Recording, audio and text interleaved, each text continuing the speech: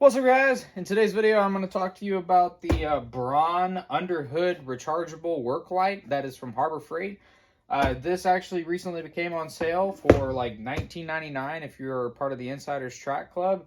I've heard mixed things about this light. If you look online, it's actually got really good reviews, but if you take a look at some of the reviews, they kind of match what my experience has been with other Braun lights, which is they don't really last.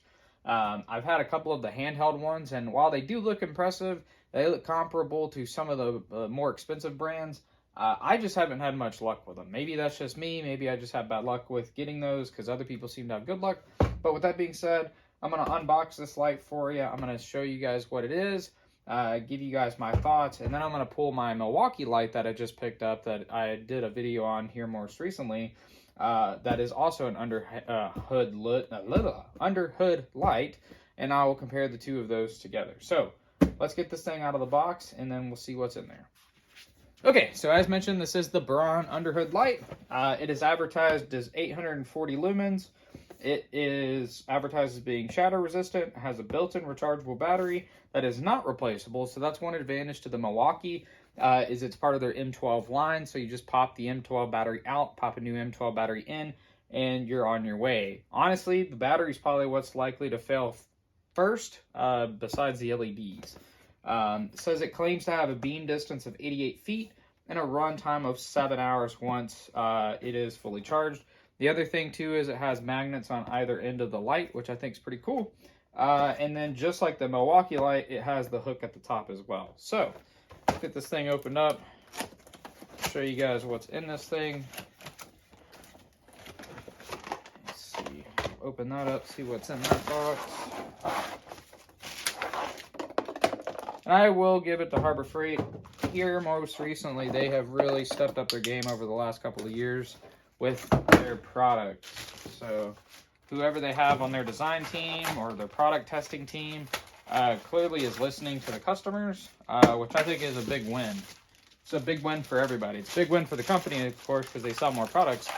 But it's a big win for us, too, as consumers, because when a company listens to its consumers, it usually results in better quality products and products that you're actually interested in. So, first impressions of the light, pretty impressive, actually. It's actually pretty darn light.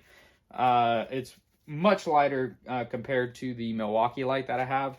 I think most of that, again, is attributed to the battery, because the M12 battery is pretty hefty for its size. It's a compact battery, but for its size, it's pretty dense.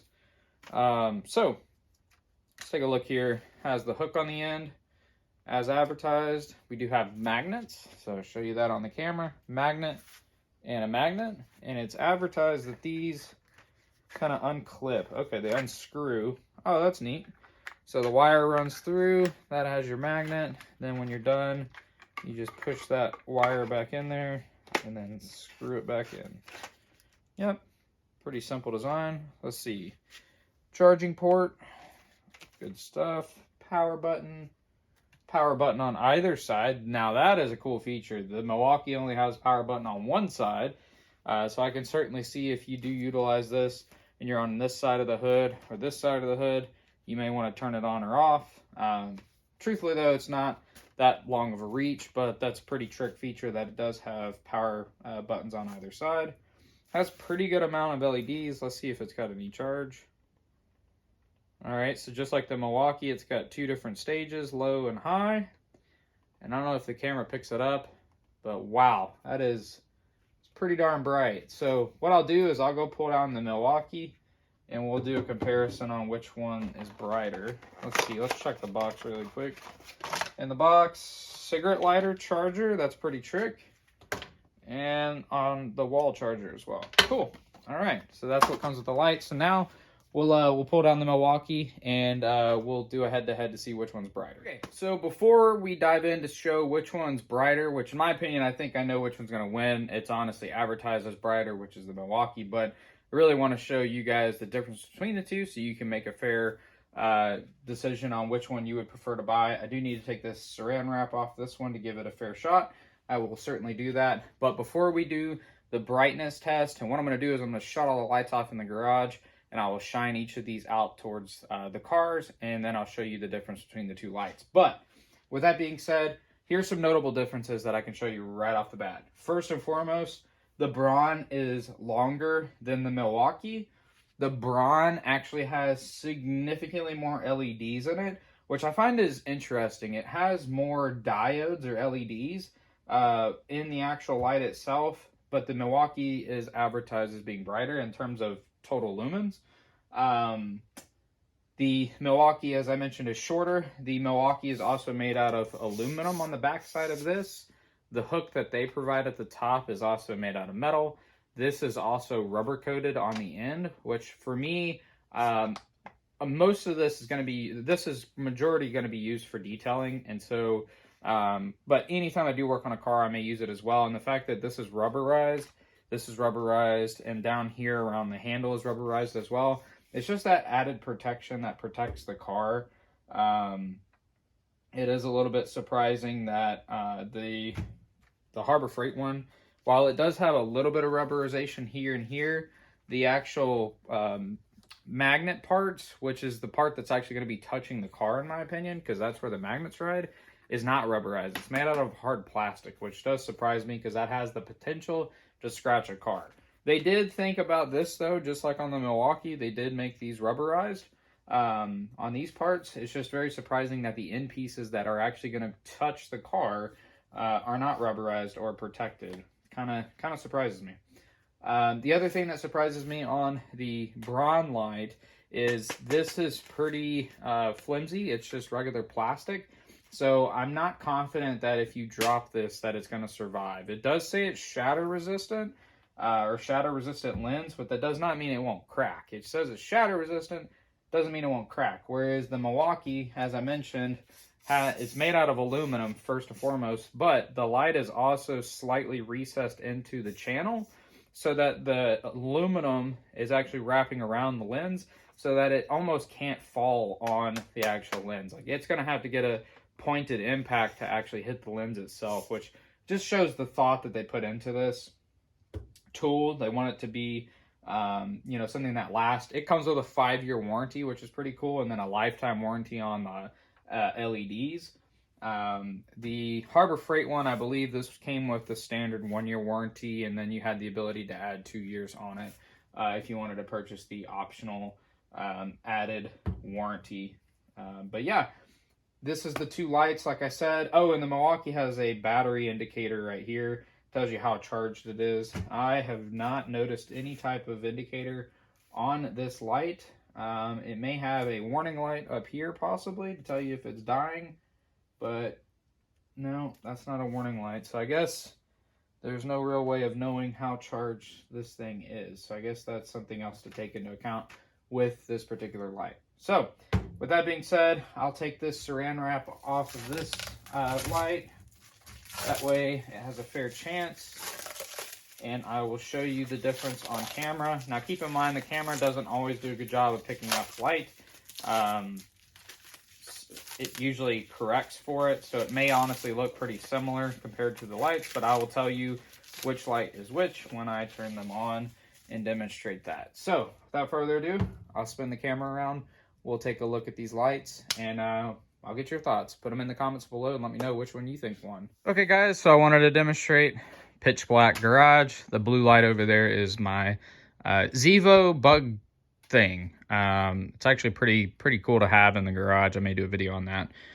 But without further ado, I have the Habor Freight light in my hand, and we will turn it on, and we will see how bright this thing actually shines. And if I can find the power button. There we go. All right, and here we go. So that is the Habor Freight one on low. Habor Freight one on high. So pretty darn bright. Really good visibility. This is a pretty impressive light in my opinion. And I'll turn it back off just so you can see. Pitch black. All right, with the lights off again, we'll do the Milwaukee one. So that is on the low setting. And one thing I did forget to mention is the Milwaukee has this like soft turn on feature, which is kind of cool. It like gradually gets up to the full brightness within like about a second or two, which is pretty nice. Just a very subtle difference. So we'll kick it off and we'll kick it on. So I stand corrected, that was actually high, or that's high, that's low, so high. I think I had it on high the first time, but that's high, that's low. So low actually looks pretty similar to the Habor Freight light in my opinion. And then high is just insane. It's pretty bright. I don't know that the camera does it justice, but it is really bright. And it may seem odd saying this, but if you know anything about lights, they're not all the same.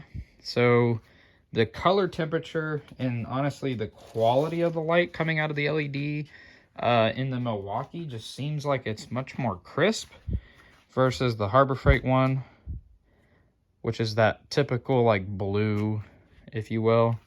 So like, if you can kind of see it on camera there, it's more of a blue hue, where this is more of like a natural light. I don't know if you can see that. So let's do this. Turn that off.